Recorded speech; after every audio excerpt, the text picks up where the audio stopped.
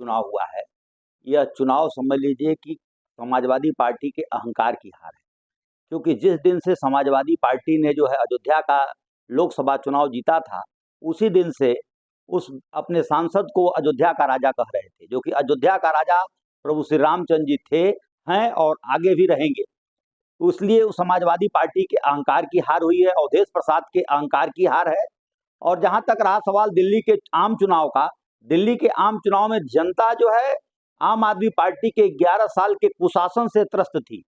क्योंकि उन्होंने जो वादे किए, किसी भी वादे पे आम आदमी पार्टी खरी नहीं उतरी। चाहे वो जमुना जी की सफाई का मुद्दा रहा हो, चाहे एमसीडी के लिए उन्होंने वादा किया कि एमसीडी मिलेगी तो मैं सफाई करूंगा, दिल्ली की जनता ने उनको एमसीडी भी दिया। उसके बाद भी वहां जो गंदगी का अंबार है उसका भी कोई हल उन्होंने निकाला। वहां की सड़कें जो हैं वो खस्ता हाल हैं, जो सभी कॉलोनियां हैं उन सभी कॉलोनियों का इतना बुरा हाल है कि कहीं सीवर की लाइन खनी पड़ी हुई है, तो कहीं सड़कें टूटी हुई हैं, तो कहीं सड़क पे पानी लगा हुआ है। यदि आप दिल्ली में जाएंगे तो जाने के बाद यह एक अफसोस होता है कि यह देश की राजधानी है, जिसको चमकना चाहिए और ऐसा दिखना चाहिए कि यह देश की राजधानी है, और देश की राजधानी में गंदगी का अंबार भरा पड़ा था। इसलिए दिल्ली की जनता ने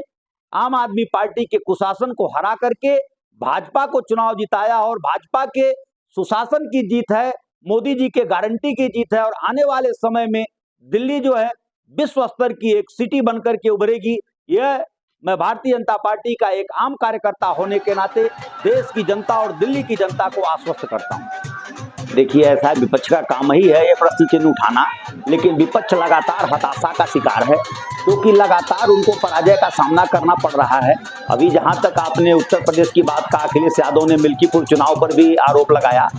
मैं बता देना चाहता हूं कि अभी तक पूर्व में जब समाजवादी पार्टी की भी सरकार रही है, तभी उपचुनाव होते रहे, तब इस प्रदेश की जनता उनकी आइडियोलॉजी को पसंद करती थी। आज इस प्रदेश की जनता ने उनकी आइडियोलॉजी को नकार दिया है। इसका जो सबसे बड़ा कारण है कि वो 100% सनातन विरोधी हो चुके हैं। अभी आपने देखा कि कुंभ का इतना बड़ा आयोजन हुआ था, जिसमें पूरे विश्व के लगभग 40 करोड़ लोग श्रद्धालु आए, लेकिन उसके बाद भी अखिलेश यादव जी की छोटी छोटी घटनाओं पर जो नकारात्मक ट्वीट होता रहा, उससे देश और प्रदेश की जनता काफी क्षुब्ध हुई और देश और प्रदेश की जनता को काफी कष्ट हुआ। इसलिए देश और प्रदेश की जनता ने अखिलेश यादव को नकारा, क्योंकि अखिलेश यादव जाकर के अरविंद केजरीवाल को भी समर्थन किए थे। और आज दिल्ली में जो अरविंद केजरीवाल की हार हुई है, वो अरविंद केजरीवाल की अकेली हार नहीं है, वो अखिलेश यादव जी की भी हार है, क्योंकि उन्होंने अपना पूर्ण समर्थन जो कि दिया था, उत्तर प्रदेश में कांग्रेस के साथ गलबैया करते हैं और जाकर के वहां पे जो है वो अरविंद केजरीवाल के साथ गलबैया करते हैं। इससे स्पष्ट होता है कि लोगों की न कोई नीति है, न कोई नियत है,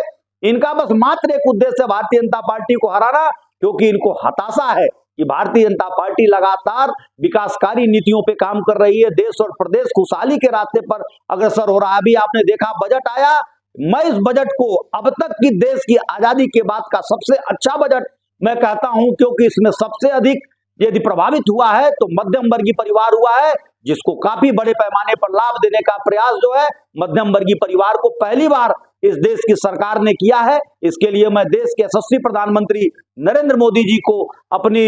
वित्त मंत्री निर्मला सीतारमण जी को साधुवाद देता हूं कि इस तरीके के बजट का ही परिणाम रहा कि मध्यम वर्गीय परिवार ने भारतीय जनता पार्टी पर दिल्ली में भी विश्वास जताया और भारतीय जनता पार्टी को प्रचंड जीत देने का कार्य दिल्ली की जनता ने किया। इसके लिए दिल्ली की जनता को और मिल्कीपुर की जनता को साधुवाद देता हूं, और खास तौर से अपने इस मिल्कीपुर चुनाव के प्रभारी रहे आदरणीय डॉक्टर धर्मेंद्र सिंह जी को विशेष बधाई देता हूं कि उनकी संगठनात्मक विजय है, क्योंकि अभी आप लोगों ने देखा कि उन्होंने अपनी संगठनात्मक कुशलता के बल पर उन्होंने कटेरी का चुनाव जिताया था, और फिर उन्होंने उसी से सटे मिल्कीपुर की सीट को जिता करके यह साबित कर दिया है कि उनकी संगठनात्मक कुशलता जो है देश में सर्वमान्य हो चुकी है।